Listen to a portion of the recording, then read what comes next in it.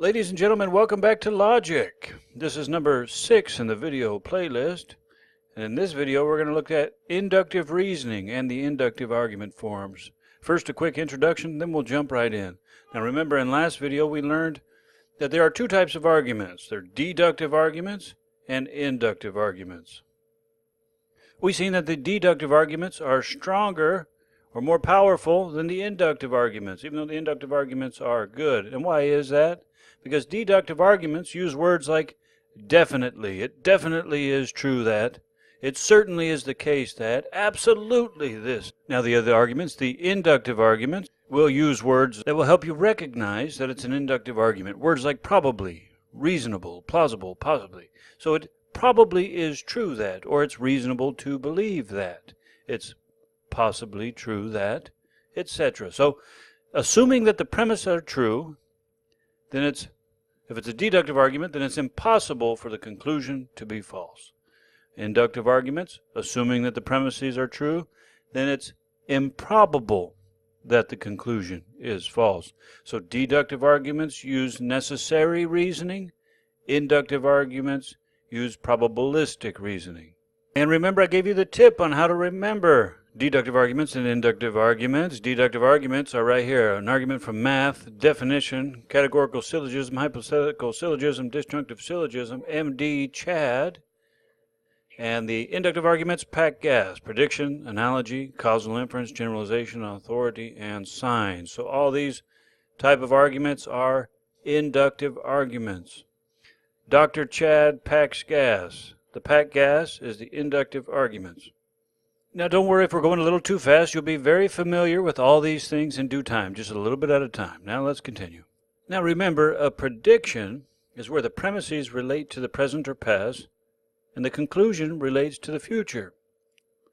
Now for an example would be this. Flying taxis are already being planned. Flying taxis have already been tested. Therefore, flying taxis will be used by the public soon. This is an example of an argument from prediction. Okay, next inductive argument, analogy. This argument uses a similarity between two things to make a conclusion. Now I know we've gone over these before, but we're just going to do a quick recap and then do some practice problems, give you some hands-on experience. So here's an example of an analogy. Sally and Cindy both like suspense novels. Cindy loved the last suspense novel. Therefore, Sally should also like the latest suspense novel. This is an argument from analogy. Okay, the next inductive argument, causal inference under the packed gas, the C, is an argument that infers from knowledge of a cause to knowledge of an effect, and vice versa. For example, Samantha started to cry after she received her report card. So, Samantha probably got a bad grade on her report card. This is an example of a causal inference. Okay, a generalization. A generalization is an inductive argument that proceeds from knowledge of a sample, makes a claim about the whole group. For example, the first card I chose was a diamond, second card I chose was a diamond, and the third card I chose was a diamond. So the entire deck of cards are diamonds. Okay, now you notice it takes a small sample, diamonds, from 1, 2, 3 cards, and then it takes that and makes a claim about the whole group, the whole deck. This is an example of a generalization. All right, authority. Argument from authority is an argument, it's an inductive argument that concludes something is true because an authority, or a witness, says that it's true. Okay, here's an example of an argument from authority. The eyewitness said that the bank robber had brown hair. Since the eyewitness has good vision, we conclude the bank robber has brown hair. So as you'll notice, the eyewitness is the authority. So the argument is based upon the eyewitness or the testimony from the authority to make the conclusion. All right, here we go. Argument from signs. This is an easy one. An argument based on signs is an inductive argument that proceeds from knowledge of a sign to a conclusion about what the sign says. Now, for example, the price tag says $25. So, the logical thing to conclude is that the item costs $25. Notice the conclusion is based upon what the sign says. All right, now that you got a good understanding of the inductive arguments, the packed gas, let us do some practice problems. Get you some real hands-on experience. Now remember, to get the most out of this class, what you want to do is press pause and try and answer the question yourself. And then after you've written down the answer or you've chosen an answer, press play to see if you're right. Let us begin. Okay, listen to this argument. The first piece of gum tasted like mint, and so did the second, third, fourth, and fifth. Therefore, the entire pack of gum probably tastes like mint. Now, is this inductive argument an inductive argument because it's an analogy, a causal inference, or a generalization? Now's the time to press pause. So I'm going to give you the answer in 3, 2, 1. It's a generalization. That's right.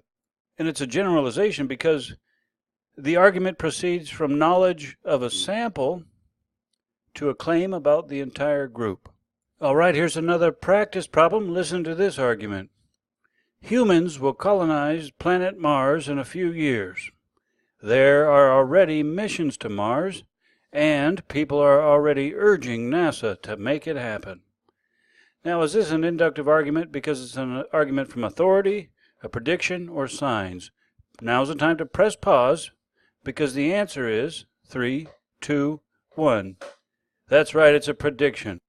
And it's a prediction because the argument proceeds from knowledge of the past to a claim about the future. All right, here's another practice problem. Listen to this argument. Dr. Phil said that your uncle has some mental issues. And Dr. Phil is a psychologist, so your uncle probably is mentally ill. Now, is this an argument from authority, analogy, or signs? Press pause because the answer is 3, 2, 1. That's right, it's an argument from authority. The argument concludes that something is true because someone says that it is, namely Dr. Phil. Here is another practice problem. Listen to this argument. Jack and Jill both like sports cars, and Jack really likes the new sports car that just came out. So Jill should like it too. Now, is this argument an argument from authority, analogy, or signs? Press pause because the answer is 3, 2, 1. That's correct. It's an argument from analogy. The argument depends on the similarity between Jack and Jill. Here is another practice problem. Listen to this argument. After eating sushi, Logan became very ill. Apparently, Logan caught a virus from the raw fish.